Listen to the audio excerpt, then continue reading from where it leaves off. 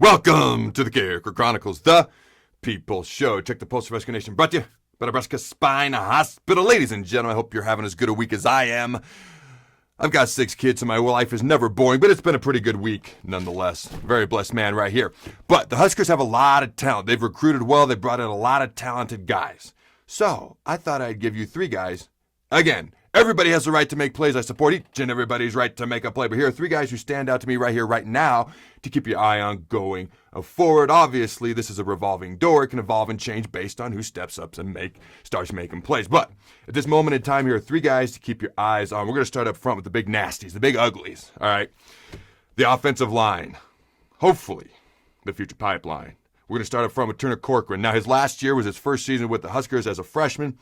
All right, he's a big dude, 6'6". Okay, got to put on some poundage, but he's a 4-star prospect when he signed with the Huskers.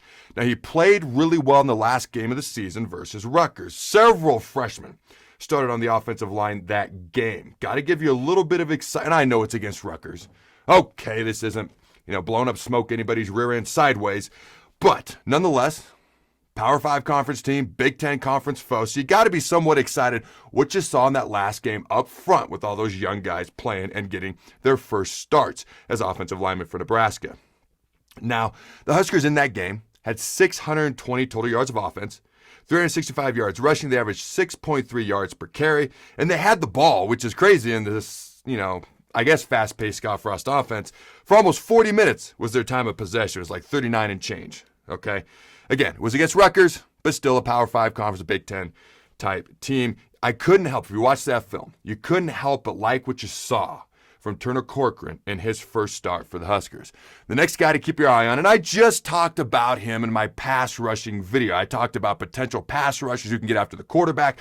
So I'm going to repeat his name again here, but I'm not going to spend a whole lot of time on him because I've already talked about him, okay? And that is Blaise Gunderson. Again, I love the freaking name. I remember Thunder Collins. That was a great name. I had a strength coach with the St. Louis Rams called Rock Gullickson. Can't say his last name, but I love Rock. Here's a story I've never said publicly. I tried to name my son Jacob. Thunder, Rock, Carriker. I love names like Autumn and Stormy and names like that. Unusual names. Sunny. His name's Jacob Ryder Carriker. But I like Ryder. I like Jacob too, obviously. But anyways, I digress. Blaise Gunderson, 6'6", 245 pounds, got a big ceiling, and in the words of Scott Frost, he's enormous. Now, again, I just talked about him, and I just shared this story, but I'm going to share it again really quick, and then we'll move on. When he was being recruited, he came to a spring practice, and he was upstairs, okay? And he was visiting with the coaches, and Coach Shanana pulled me over and said, hey, this is our #1 pass rushing recruit. Could you talk to him? And that was my first introduction to Blaise, so the coaches think very highly of Blaise. All right, last but certainly not least, all right, Noah Pola-Gates. Now, he was a highly recruited prospect for the Huskers in the 2019 class, 5'11", 180 pounds, DB, more likely a safety. Now, he's got some vets in front of him, okay, some guys who are returning, but he played in every game in 2020, mostly on special teams, but on defense as well. He's not the biggest individual you've ever seen, but he's a ball-hawking safety, okay? He was invited to the All-American Bowl and Polynesian Bowl coming out of high school. He's very explosive, hard-hitting, great ball skills. Okay, Markel Dismuke, Deontay Williams, they're coming back. Okay, but Noah Pola-Gates, sorry, let me get that name right, Noah Pola-Gates.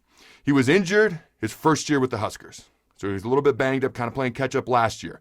But if you talk to Travis Fisher, the defensive backs coach, he'll tell you right here, right now, that he has caught up.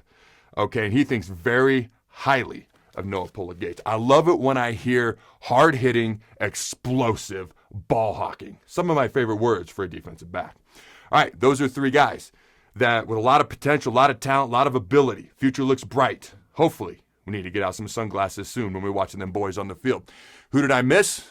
Who else should be added to this list? I kept it short. It's only 3. A lot of talented guys. Let me know what you think I said right and where you think I went wrong. Until next time, Husker Nation, go big red, and always remember, throw the bones. Thanks again to our sponsor, Nebraska Spine Hospital. Ladies and gentlemen, when it's your spine, you do not want to mess around, and experience matters. That's why you can trust the experts at Nebraska Spine Hospital, the region's only spine-specific hospital. They are the best at what they do.